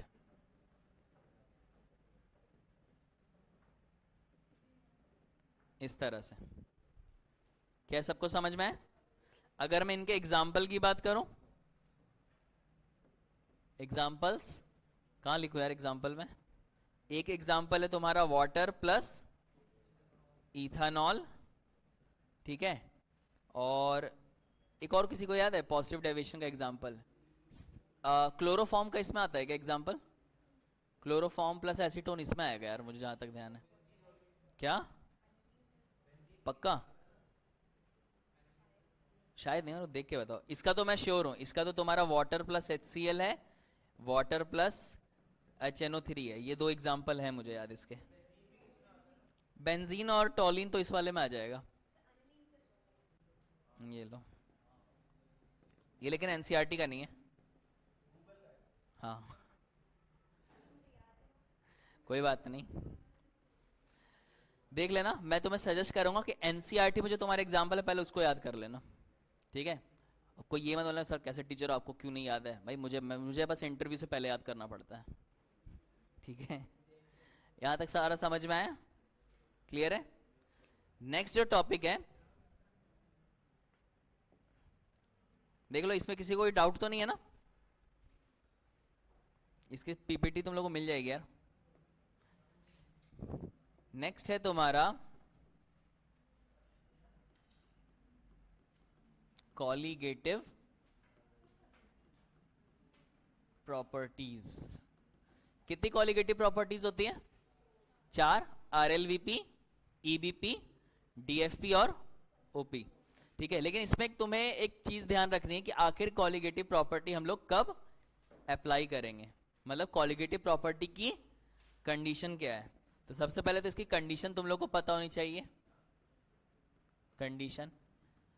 कंडीशन से पहले ओरली में बता दे रहा हूं कॉलिगेटिव प्रॉपर्टी एग्जैक्टली क्या होता है। किसी को कुछ आइडिया, किसको हम लोग कॉलिगेटिव प्रॉपर्टी बोलते हैं, वो प्रॉपर्टी जो सिर्फ और सिर्फ नंबर ऑफ पार्टिकल पे डिपेंड करे, उसके नेचर या उसके साइज पे डिपेंड ना करे, उसको हम लोग कॉलिगेटिव प्रॉपर्टी बोलते हैं। जैसे इलेक्शन में जो वोटिंग सिस्टम होता है उसको तुम एज अ कॉलिगेटिव प्रॉपर्टी बोल सकते हो। ऐसा नहीं कि 120 केजी का आदमी है तो उसका 2 वोट काउंट हो रहा है, और कोई 30 केजी का है तो उसका आधा काउंट हो रहा है, या किसी क्रिमिनल ने वोट दिया जिस भी पार्टी को, उसके वोट घट गए, और किसी सेलिब्रिटी ने किसी पार्टी को वोट दिया तो उसके वोट बढ़ गए। ऐसा नहीं है, 1 पर्सन 1 वोट, ऐसी कॉलिगेटिव प्रॉपर्टी है। ना तो वो नेचर पे डिपेंड करेगा, ना उसके साइज पे डिपेंड करेगा, सिर्फ और सिर्फ नंबर ऑफ पार्टिकल पे डिपेंड करेगा। वैसी प्रॉपर्टी को हम लोग कॉलिगेटिव प्रॉपर्टी बोलेंगे। अब कॉलिगेटिव प्रॉपर्टी को अप्लाई कब करना है, उसके लिए कंडीशन, पहली कंडीशन ये है कि नॉन वोलेटाइल सॉल्यूट होना चाहिए, किसमें, इन वोलेटाइल सॉल्वेंट। अगर मान लो लेट अस से वोलेटाइल सॉल्यूट ही हुआ इन वोलेटाइल सॉल्वेंट, तब वो रॉल्ट लॉ का केस बन जाएगा, ठीक है। दूसरी कंडीशन ये है solution must be very dilute, very dilute बोल लो, या फिर इसको तुम ये भी लिख सकते हो अनसैचुरेटेड। सॉल्यूशन अगर अनसैचुरेटेड है तभी वैलिड होगा, ठीक है। और तीसरी कंडीशन ये है नीदर एसोसिएशन, ठीक है, नॉर डिसोसिएशन। हम लोग ये मान के चलेंगे कि ना तो उसमें एसोसिएशन हो रहा है ना डिसोसिएशन हो रहा है, किसका, ऑफ सॉल्यूट पार्टिकल्स। अगर एसोसिएशन या डिसोसिएशन हो गया तब तुम्हारा कॉलिगेटिव प्रॉपर्टी वैलिड नहीं होगा, उसमें फिर एक करेक्शन हम लोग को ये करना पड़ेगा। ये सबको समझ में है, यहां तक कोई डाउट है, आगे बढ़े। ये कंडीशन ध्यान रखना, कभी कभी कंडीशन तुमसे पूछ सकता है। अब अगर मैं इसके टाइप की अगर मैं बात करूं, टाइप्स की, तो ये ओवरऑल 4 होते हैं, RLVP, दूसरा elevation in boiling point, depression in freezing point, और चौथा तुम्हारा ऑस्मोटिक प्रेशर। ध्यान रखना, अगर तुम्हें RLVP नहीं समझ आया तो शायद से EBP और DFP भी समझ में नहीं आएगा, ठीक है। अगर मानो तुम्हें चारों ही नहीं समझ में आए तो मैं मान के चलूंगा कि तुम्हें एटलीस्ट इंग्लिश आती होगी। तो इंग्लिश में जो भी तुम्हें क्वेश्चन में तुम्हें इतना फ्रीज, बॉयल, वेपर, प्रेशर ऐसा कुछ वर्ड आए तो समझ जाना कि अगर वेपर प्रेशर वर्ड आ गया इसका फॉर्मूला लगेगा, बॉयल वाला वर्ड आ गया इसका फॉर्मूला ऐसे। लेकिन सजेशन ये रहेगा कि समझ के कर लो, ज्यादा अच्छा है, अच्छे तरीके से रिलेट कर पाओगे। यहां तक कोई डाउट है? ओके। अब सबसे पहले है तुम्हारा RLVP। देखो मुझे पता है कि जो इसमें मुझे सॉल्वेंट लेना है, सॉल्वेंट कैसा लेना है, उल्टा बोल रही हो, सॉल्वेंट है तुम्हारा वोलेटाइल सॉल्वेंट। अगर वोलेटाइल सॉल्वेंट होगा तो इसका मतलब बहुत सारे कंपोनेंट किसमें होंगे, इसके वेपर फेज में भी होंगे, इसमें कोई डाउट है? अब तुम क्या करो, इस वाले में एक ऐड कर दो, ऐड क्या करना है, नॉन वोलेटाइल सॉल्यूट। तुमने इस चीज में एक नॉन वोलेटाइल सॉल्यूट ऐड कर दिया और ऐड करके ढक दिया। अब कंडीशन क्या है, जब तुम इसमें नॉन वोलेटाइल सॉल्यूट ऐड कर दोगे, ठीक है, तो वो जो नॉन वोलेटाइल सॉल्यूट है, नॉन वोलेटाइल सॉल्यूट, वो इसमें तुम्हारा डिसॉल्व हो गया और कुछ कुछ नॉन वोलेटाइल के जो कंपोनेंट थे वो सरफेस ऑफ द लिक्विड में आ गए, ठीक है। अब अगर तुम गौर करो, पहले जब ये इवेपोरेशन हो रहा था तो ये हर तरफ से हो रहा था ना, बोलो है ना। अब जब इवेपोरेशन होगा तो सिर्फ इन्हीं जगह से हो सकता है। तुम देख सकते हो पहले जगह काफी सारी थी इवेपोरेट होने के लिए, है ना, लेकिन अब जो जगह है इवेपोरेट होने की, उसमें से कुछ जगह को सॉल्यूट के पार्टिकल ने ट्रैप कर लिया।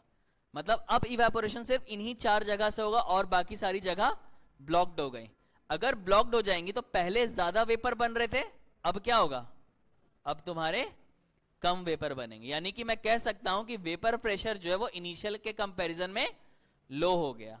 अब इनिशियल के कंपैरिजन में कितना लो हुआ, इसी चीज को इंग्लिश में बोला जाता है relative lowering of vapour pressure. समझ में आया? यहां तक क्लियर है? अब अगर मैं इसमें डायरेक्ट रॉल्ट्स लॉ लगाऊं तो रॉल्ट्स लॉ क्या कहता है कि जो टोटल प्रेशर या जो सॉल्यूशन का जो प्रेशर होगा वो किसके बराबर होगा, P0 A XA plus of P0 B XB। अब मुझे पता है कि जो A है यानी कि सॉल्यूट, ये कैसा है, A जो सॉल्यूट है हमारा वो नॉन वोलेटाइल है ना। अगर सॉल्यूट हमारा नॉन वोलेटाइल है तो इसका मतलब P0 A क्या हो जाएगा, 0, बोलो है ना। तो अगर तुम्हारा नॉन वोलेटाइल हो गया तो PS किसके बराबर हो जाएगा, P not be x b. एक काम करो, प्रेशर का टर्म सारा एक तरफ कर दो, तो ये ऐसा हो जाएगा is equal to x B. अब यहां पे बस थोड़ा सा मैं मैथमेटिक्स बस लगा रहा हूं, 1 minus P S upon P not be, और ये हो जाएगा 1 माइनस एक्स बी। ऐसे कर सकते हैं ना, पहले माइनस से मल्टीप्लाई कर दिया फिर 1 ऐड कर दिया, तो 1 माइनस एक्स बी किसके बराबर हो जाएगा, एक्स ए के बराबर। और इधर एलसीएम लोगे तो p not be minus P S upon P not be. P S क्या है, सॉल्यूशन का vapour pressure, P not b क्या है, vapour pressure of pure solvent. तुम देख सकते हो ये ज्यादा है ना, ज्यादा में से कम को माइनस कर रहे हैं ना, और जब उसको इनिशियल से कंपेयर किया जा रहा है तो इस पूरे एक्सप्रेशन को, ये वाला जो एक्सप्रेशन है, इसी एक्सप्रेशन को बोला जाता है आर एल वीपी। और 1 माइनस एक्स बी किसके बराबर होता है, एक्स ए। और चूंकि हम लोगों ने यहां पे लिखा है कि सॉल्यूशन क्या है, वेरी डाइल्यूट, इसी वजह से हम लोग यहां पे इसको Na अपॉन Nb कर देते हैं। सबको क्लियर हुआ? ये है तुम्हारा RLVP का कॉन्सेप्ट। तो जब भी तुम्हें RLVP का कोई क्वेश्चन आए, इसी फॉर्मूले को तुम्हें इंप्लीमेंट करना है।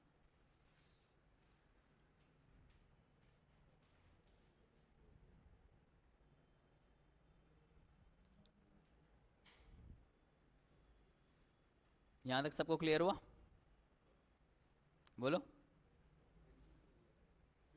देख लो, ये फॉर्मूले में गलती से भी कोई कंफ्यूजन नहीं रहनी चाहिए। अगर ये फॉर्मूला क्लियर नहीं हुआ तो फिर आगे चल के बाकी के टॉपिक्स में दिक्कत आ सकती है, इसीलिए। ठीक है, वो दिन याद करो जब तुम लोगों ने क्रैश कोर्स चूज किया था, इसीलिए अपने अंदर जो थकान है उसको बोलो कि भाई वापस चले जा। क्योंकि देखो, जिंदगी में कई बार ऐसा होता है, हम जोश जोश में डिसीजन तो ले लेते हैं, बाद में समझ आता है। हाँ ठीक है, नहीं अब रिग्रेट नहीं कर सकते, जब डिसीजन ले लिया है तो अब उसको अब एग्जीक्यूट करो। ठीक है, शुरू में तो मतलब लेटर से बोलेंगे हाँ भाई आज रात तो पक्का 2 बजे तक या 3 बजे तक पढ़ेंगे, लेकिन फिर बाद में पता चलता है कि ये वेब सीरीज आई है। वेब सीरीज जब आती है तो पता नहीं चलता टाइम का। वेब सीरीज से याद आया, किसी को पता है मिर्जापुर कब आएगी? चलो यहां तक सारा क्लियर है। अक्टूबर, मुझे बेसिकली एक मूवी का इंतजार है जो जून या जुलाई में आएगी, ओपनहाइमर। नाम सुना है? क्रिस्टोफर नोलैन नाम सुना है? उसी की मूवी आएगी।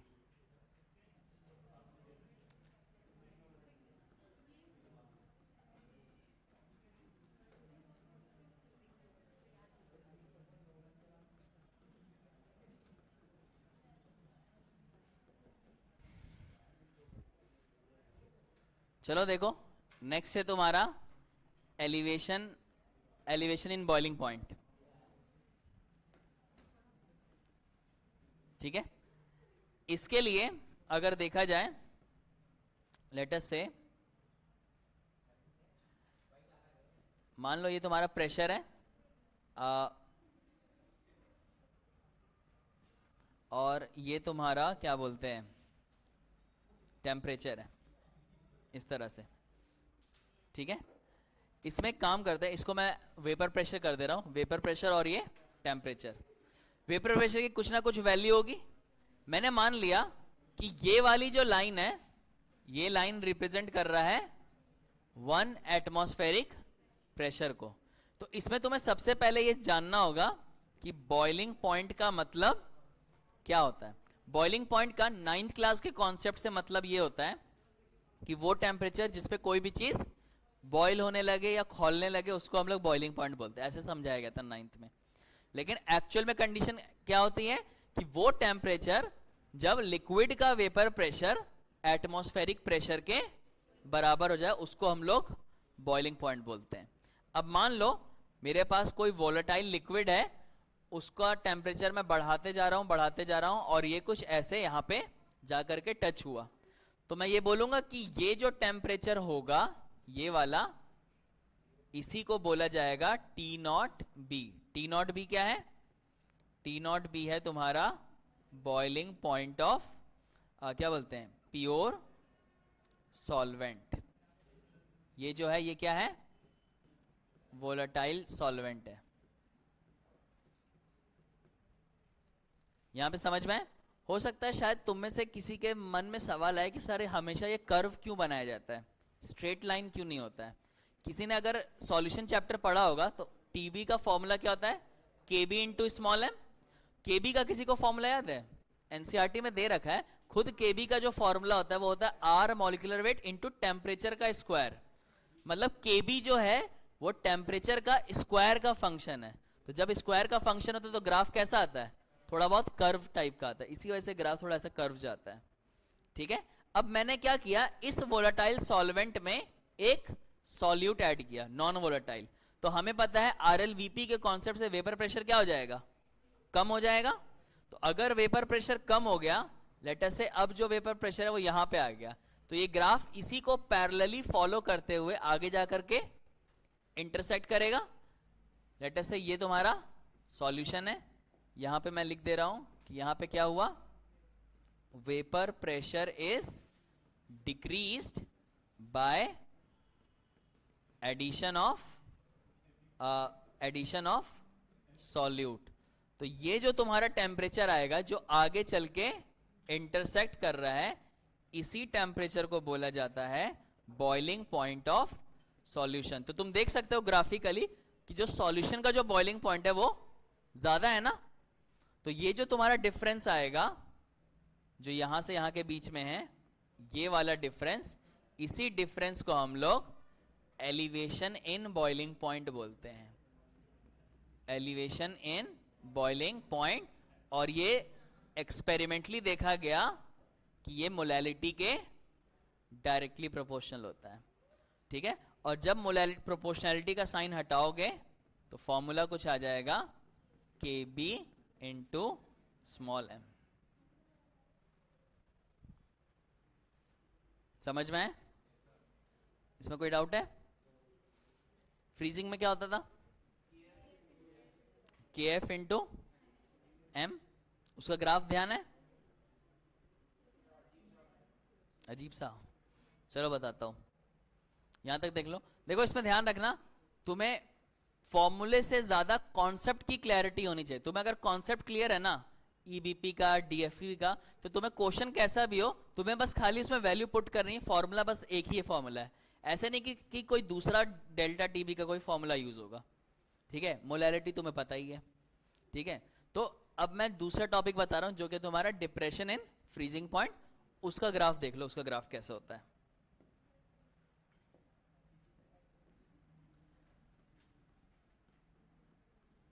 तीसरा है डिप्रेशन इन फ्रीजिंग पॉइंट। मुझे पहले ये बताओ, फ्रीजिंग पॉइंट की डेफिनेशन क्या होती है? फ्रीजिंग पॉइंट की डेफिनेशन ध्यान में नहीं। फ्रीजिंग पॉइंट की डेफिनेशन ये होगी, वो टेम्परेचर, ठीक है, जब तुम्हारा लिक्विड का जो वेपर प्रेशर है वो सॉलिड के वेपर प्रेशर के बराबर हो जाए। The temperature at which vapour pressure of liquid is equal to vapour pressure of solid. अब हो सकता है शायद तुम्हारे दिमाग में एक सवाल है, यार सॉलिड का वेपर प्रेशर कैसे हो सकता है? होता है क्या सॉलिड का वेपर प्रेशर? बोलो, सुना है क्या? मैं बताता हूं, सॉलिड का भी वेपर प्रेशर होता है। फॉर एग्जाम्पल, मान लो लेट अस से ये बैग है, क्या इस बैग का वेपर प्रेशर होगा? नहीं। लेकिन अगर किसी बैग के कमरे में चले जाओ, मतलब ये कमरा इसमें खाली बैग पड़े हैं, शायद एक अजीब सी स्मेल आएगी। बोलो। या लेट अस से यहाँ पे नमक पड़ा है, तुम्हें नमक की तो कोई स्मेल ना है, लेकिन अगर एक ऐसे कमरे में घुसो जिसमें खाली नमक का ढेर पड़ा है तो वहां पे एक अलग स्मेल होगी। बोलो हाँ है ना? ठीक है, एक या दो प्याज पड़े तो शायद तुम्हें इफेक्ट ना हो, लेकिन अगर मंडी में जाओ जहां पर खाली प्याज पड़े होते हैं, तुम्हारा दिमाग खराब हो जाएगा।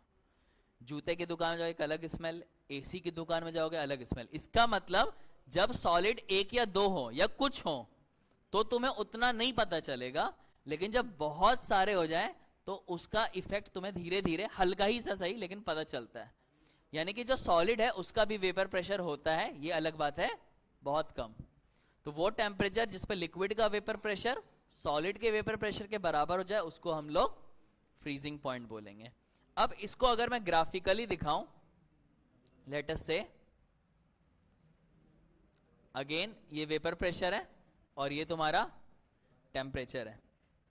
मान लो ये जो ग्रीन से जो मैंने बनाया ये तुम्हें रिप्रेजेंट कर रहा है, ये फ्रोजन सॉल्वेंट है, मतलब जो सॉल्वेंट है वो फ्रीज्ड है। और ये जो मैंने व्हाइट से बनाया, सपोज करो ये तुम्हारा लिक्विड सॉल्वेंट है। तो अगर मैं इसको, इस ग्राफ को थोड़ा सा एक्स्ट्रापोलेट करूं तो आई थिंक ये यहां पे आकर के टच करेगा, बोला है ना।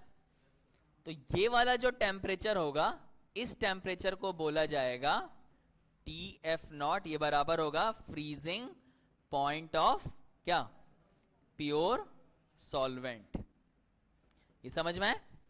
अब अगर मैं इसी सॉल्वेंट में कोई सॉल्यूट ऐड कर दूं तो मुझे पता है कि सॉल्यूट ऐड करूं तो वेपर प्रेशर क्या हो जाएगा, कम। देखो डिप्रेशन होता है ना, लोवरिंग, रिलेटिव लोवरिंग।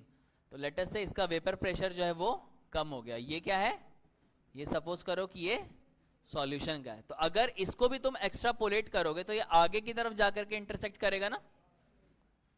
तो ये जो तुम्हारा हुआ इसी को नाम दिया गया TF। TF क्या होगा, फ्रीजिंग पॉइंट ऑफ सॉल्यूशन। तुम देख सकते हो कि फ्रीजिंग पॉइंट जो सॉल्यूशन का है वो ओरिजिनल से क्या हो गया, कम हो गया, इसीलिए नाम दिया गया डिप्रेशन। तो यहां पे जो तुम्हारा डिप्रेशन इन फ्रीजिंग पॉइंट होगा डेल्टा TF, ये तुम्हारा डिस्परेशन नहीं है मेरे भाई, ये भी तुम्हारे मोलैलिटी के डायरेक्टली प्रोपोर्शनल रहता है। और जब इसको तुम फॉर्मूले में पुट कर दोगे तो ये हो जाएगा KB इंटू स्मॉल m। ओ सॉरी, KB नहीं है। एक चीज ध्यान रखना, एक चीज ध्यान रखना, तुम लोग को ना बहुत केसेस में ऐसा होगा कि वाटर का ना तो तुम्हें KF मेंशन होगा ना KB मेंशन होगा। तो मैं सजेस्ट करूंगा कि वाटर का KF और वाटर का KB याद रखना। वाटर के केस में जो KB होता है वो 0.512 होता है, यूनिट जो होती है वो डिराइव कर लेना, kg केल्विन पर मोल ऐसे करके होता है। उसी तरह से KF की जो वैल्यू होती है वो 1.86 होती है। किस केस में, वाटर के केस में। ये दो value most of the cases में 99% चांस है तुम्हें वैल्यू दे रखी होंगी KF और KB की। बट अगर वाटर की KF और KB ना दे रखी हो तो ये वो वैल्यू जो तुम्हें याद रखनी है। समझ में आया, कोई डाउट है। और लास्ट कौन सा है, लास्ट है तुम्हारा ऑस्मोटिक प्रेशर। ऑस्मोटिक प्रेशर क्या होता है, देखो मान लो लेट अस से, मान लो ये SPM है, ठीक है। और सपोज करो कि ये तुम्हारा जो साइड है इधर तुम्हारा सॉल्यूशन है और इस साइड में तुमने क्या किया, इस साइड में तुमने खाली पानी रखा हुआ है। तो हम लोगों ने ऑस्मोसिस नाम का फेनोमेना पढ़ा है ना, कि यहां से यहां ऐसे वाटर पूरा मूव करना चालू करेगा हायर कंसेंट्रेशन से लोअर कंसेंट्रेशन की तरफ, और कुछ टाइम के बाद क्या होगा, इसका जो लेवल है वो बढ़ जाएगा। अब मैं चाहता हूं कि ये फेनोमेना हो ही नहीं, ये जो पानी जो इधर आ रहा है ये इधर आए ही नहीं। इसका मतलब मुझे इस साइड पर इतना प्रेशर एक्सर्ट करना पड़ेगा कि ये इस वाटर को अंदर आने ही ना दे। तो वो मिनिमम प्रेशर जिसमें मैं ऑस्मोसिस को रोक दूं, उसी प्रेशर को हम लोग ऑस्मोटिक प्रेशर बोलते हैं। और अगर गलती से तुमने ऑस्मोटिक प्रेशर से ज्यादा प्रेशर लगा दिया तो क्या होगा, तो उल्टा फेनोमेना होने लगेगा, वाटर इधर से इधर मूव कर जाएगा, उसको हम लोग रिवर्स ऑस्मोसिस बोलते हैं। और ऑस्मोटिक प्रेशर का फॉर्मूला क्या होता है, pi is equal to CRT। क्या है समझ में, इसमें कोई डाउट। अब ये जो हम लोगों ने पढ़ा, ठीक है, यहां पे ध्यान रखना, C लिखो, या फिर सी से ज़्यादा बेटर है, जो प्रॉपर जो है मैं वो लिख रहा हूँ, एम स्टैंड्स फॉर मोलैरिटी। तो अभी तक अगर मैं देखूं तो अभी तक हम लोगों ने ये फॉर्मूले पढ़े। एक है तुम्हारा p not be minus P S upon P not be, ये किसके बराबर है, n a by n b. एक हम लोगों ने फॉर्मूला पढ़ा delta t f is equal to k f into m. एक हमने पढ़ा delta t b is equal to k b into m. और एक हमने पढ़ा pi is equal to m r t. जब भी तुम्हें क्वेश्चन में, जब तुम लोग क्वेश्चन सॉल्व करोगे, अगर उस क्वेश्चन में तुम्हें ये सब कुछ मेंशन हो कि यूरिया है, ग्लूकोज है, सुक्रोज है, या फिर नॉन वोलेटाइल सॉल्यूट, अगर इनमें से अगर कोई हो तो तुम्हें हमेशा आंख बंद करके इन्हीं फॉर्मूलेज को अप्लाई करना है। लेकिन तुम लोगों ने सुना होगा कि इसमें डिसोसिएशन और एसोसिएशन का केस हो जाता है। अब सवाल उठता है कि हम लोग वो डिसोसिएशन का केस कब लगाएंगे। अगर क्वेश्चन तुम्हारा एसिड से रिलेटेड हो, बेस से रिलेटेड हो, या सॉल्ट से रिलेटेड हो, मतलब NaCl का केस दे दे, HCl का केस दे दे, एसिटिक एसिड का केस दे दे, NaOH का केस दे दे, मतलब एसिड बेस और सॉल्ट के केस में तुम्हें एसोसिएशन और डिसोसिएशन का केस लगाना है। मतलब उसमें तुम्हारा एसोसिएशन या डिसोसिएशन हो रहा है, मतलब जो सॉल्यूट है वो तुम्हारा टूट जा रहा है, तो ऑब्वियसली वो तुम्हारी वैल्यूज को अफेक्ट करेगा। तो उसमें करेक्शन फैक्टर इंट्रोड्यूस किया गया, और उसी करेक्शन फैक्टर को हम लोग क्या बोलते हैं, वांट ऑफ फैक्टर या वेंट ऑफ फैक्टर। वेंट बोलते हैं, वांट बोलते हैं। तो हमारा उस टाइम पे जो फॉर्मूला हो जाएगा P not be minus P S upon P not be, ये क्या हो जाएगा, I upon N A upon N B. उसी तरह से डेल्टा टी एफ किसके बराबर हो जाएगा, k f into m. Delta t b किसके बराबर हो जाएगा, के बी इंटू एम। मैं इसमें आई लगाना भूल गया यार, आई, इधर भी आई, और पाई भी क्या हो जाएगा, आई एम आर टी। ये कब होगा, फॉर डिसोसिएशन एंड एसोसिएशन। ठीक है, इसमें एक चीज ध्यान रखना, जब भी तुम्हारा क्वेश्चन एसिड, बेस या सॉल्ट से रिलेटेड हो तो हमेशा तुम्हें आंख बंद करके इस फॉर्मूले को यूज करना है। अब जब डिसोसिएशन होगा तो आई का अलग फॉर्मूला लगेगा, एसोसिएशन होगा तो आई का फॉर्मूला अलग लगेगा। नीट में ऐसा देखा गया है, मोस्ट ऑफ द केसेस में तुम्हें हमेशा डिसोसिएशन वाला क्वेश्चन देता है। मैंने एसोसिएशन का बहुत कम देखा है, बट फॉर्मूला आसान सा है तो मैं बता दे रहा हूं। आई का एक फॉर्मूला तो ये है, abnormal colligative property upon normal colligative property. मतलब अगर क्वेश्चन में तुम्हें कह रहा है कि एक HCl का सॉल्यूशन है, इसका बॉइलिंग पॉइंट इतना है, तो तुम पहले डेटा से देखो कि क्या वाकई में बॉइलिंग पॉइंट उतना आ रहा है या नहीं, मतलब नॉर्मल फॉर्मूला लगा के। तो जो तुम निकालोगे वो नॉर्मल होगा, और जो क्वेश्चन में दे रखा है वो एबनॉर्मल होगा, और उसको डिवाइड दे दोगे तो तुम्हारा आई आ जाएगा। तो जैसा कि मैंने बोला, अगर डिसोसिएशन होगा तब आई का जो फॉर्मूला होगा अल्फा इज इक्वल टू, ये बराबर होगा I minus one upon N minus one. और बहुत कम चांस है कि तुम्हें इस फॉर्मूले की जरूरत पड़ेगी। और अगर एसोसिएशन हुआ तो अल्फा का फॉर्मूला हो जाएगा one minus i upon one minus one by n. ठीक है, अगर डाइमर दे रखा है तो एन की वैल्यू 2, ट्राइमर दे रखा है 3, 4, इस तरह से एंड सो ऑन। इससे हम लोग ये कंक्लूजन लगा सकते हैं कि डिसोसिएशन होगा तो आई तुम्हारा ग्रेटर देन 1 होगा, एसोसिएशन होगा तो आई हमारा लेस देन 1 होगा। इसमें कोई डाउट? कितना टाइम बचा है? हो गया? अच्छा, एग्जैक्ट हो गया। चलो यार, कल से मुझे दूसरी बिल्डिंग में जाना है, आज मेरी आखिरी क्लास थी मोस्ट प्रोबेबली।